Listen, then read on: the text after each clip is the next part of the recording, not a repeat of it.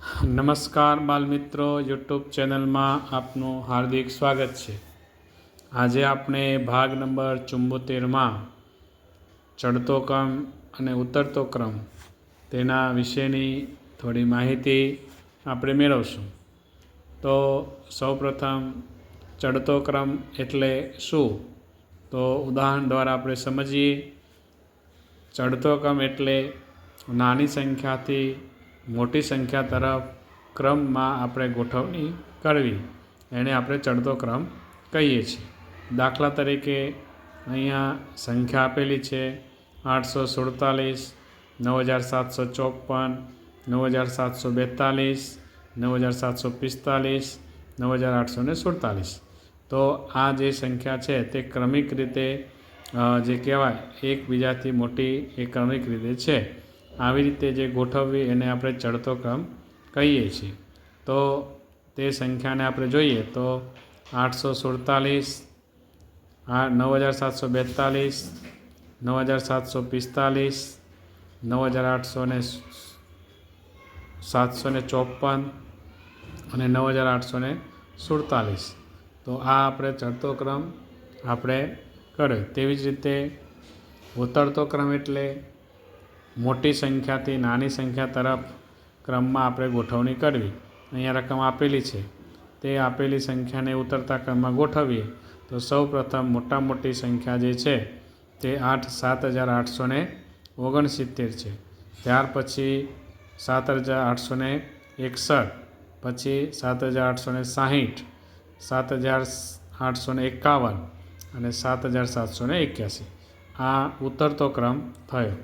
તો આવી રીતે જે સંખ્યા છે તેને આપણે ચડતા અને ઉતરતા ક્રમમાં ગોઠવી શકીએ.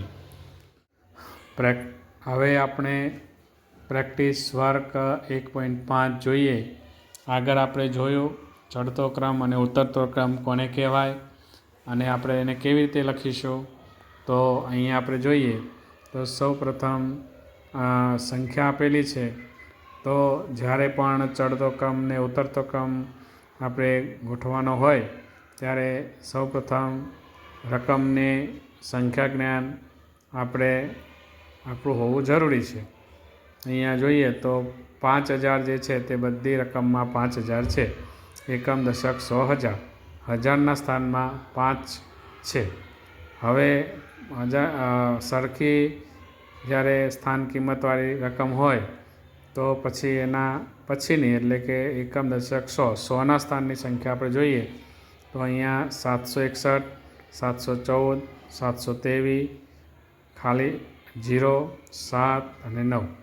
તો હવે જ્યારે આ પ્રકારે આપેલું હોય ત્યારે ચડતો ક્રમ ગોઠવવાનો હોય ત્યારે સૌથી નાની સંખ્યા આમાંથી કઈ છે તે આપણે શોધીએ. તો અહીંયા 5099 એ સૌથી નાની સંખ્યા આવશે એટલે 5099. પછી આપણે જોઈએ તો શોતકના સ્થાનમાં 7 છે એવી સંખ્યા 3 છે.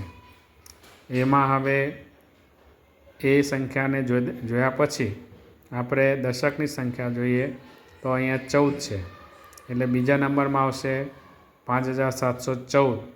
પછી આવશે 5723, પછી આવશે 5761,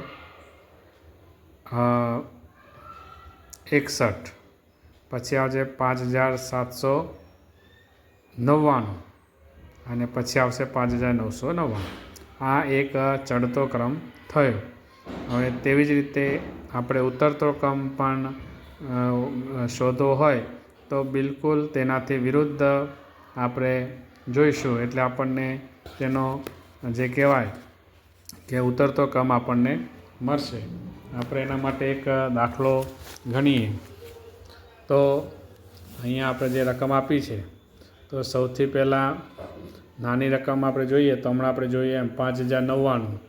તો 5099 પછી 5099 પછી કઈ આવશે તો હમણાં આપણે જોયું કે 5714, 5714. પછી આવશે 5723. ત્યારબાદ 5761, ત્યારબાદ 5799 અને પછી આવશે 5999. હવે આ આપણો થયો ચડતો ક્રમ. હવે જ્યારે ઉતરતો ક્રમ ગોઠવવો હોય ત્યારે એ જ સંખ્યાને પાછળથી લેશું, એટલે કે મોટી સંખ્યાથી શરૂઆત કરીને નાની સંખ્યા સુધી જઈશું. તો 5999, 5799, 5761, 5723,